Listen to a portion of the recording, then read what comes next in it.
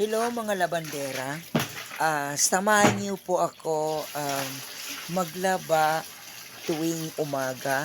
So ayan mga labandera, maglalaba po ako sa damit namin ng aking bebe para hindi naman, itatambak ang labahan dito sa bahay or damit namin.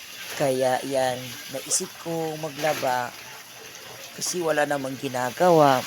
So, ipapakita ko po sa inyo kung paano maglaba ng maayos. Ayang nakikita niyo ba yan guys ay kasabunan po yang ano lang siya, tatanggalin lang siya ng sabon, 'di ba? Kaya yan, malapit ko na siya guys, yan, isasampay. So ayan, isasampay ko na siya. May down yan kasi kailangan talaga pag hindi mainitang panahon, tuwing tag-ulan, walang araw, guys, ay yan. Kailangan po nating lagyan ng downy ang damit natin. Kasi kahit hindi naman yang maaarawan, ay hindi siya magbaho. 'Di ba guys? Kaya iyan. Yang nilalabahan ko ngayon ay pangbahay lang po yan. Hindi po panglakad. Hindi po tayo pwede hindi maglaba ng ilang araw kasi pag napapawisan po yung damit natin ay diyan po nakukuha yung anong tawag doon yung sa Tagalog yung kitikiti po ng ating damit lalo na pag white. Ayan guys. So ipapakita ko po sa inyo ang aking linabahan. Ayan. Sinasampay ko na guys. Tapos ko na siya isampay walang araw. May downy po yan. Nakikita nyo, di ba? Oo. Magaling ako maglaba. So, mag-ugas na naman tayo guys ng pinggan, plato. Kailangan po ay laging malinis ang ating sala. Hindi po tayo pwede ano ba yung itatambak yung ating plato sa ugasan kasi mangingitim talaga, mag-iitim.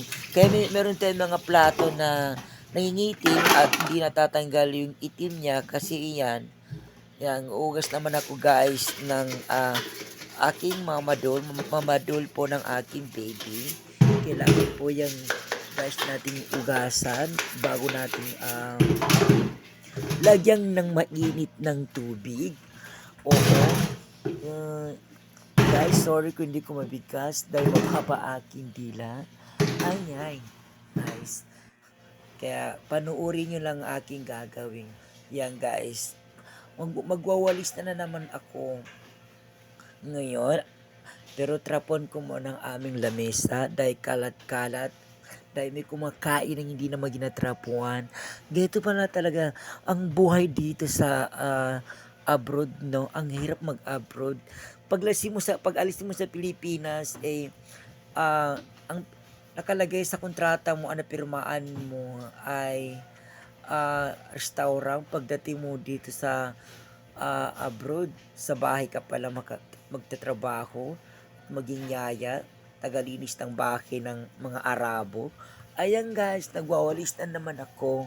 Ayan, kailangan guys, malinis po ang aming sala dahil nagagalit po ang aking amo pag nadudulas. Kaya ayan guys, magtitimpla naman ako ng gatas, tumabadol po ng aking baby, ang aking alaga, anak po ng aking amo iyan guys. Yan. So, kailangan anim ko para tama-tama ang tamis ng kanyang dinididi. Ayan. So, mainit na tubig guys para maluto yung gatas at masarap yung lasa ng didi ng bata. Ayan. Ang hirap guys, wala pa akong ligo. Napapawis na ako guys. Wala akong boses ngayon. Ayan. So magpapatulog na naman ako ng anak ng boss ko, anak ng amo ko na Arabo. Ayan.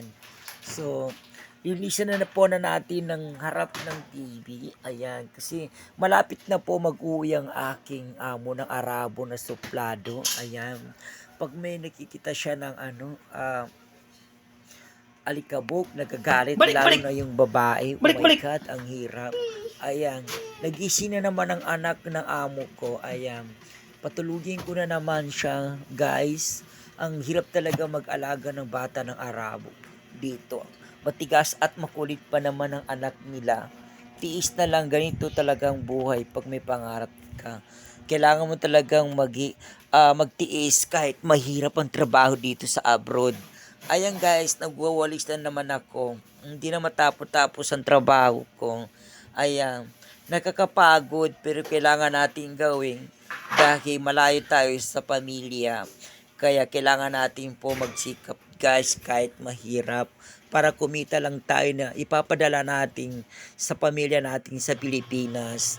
Kaya maraming salamat guys.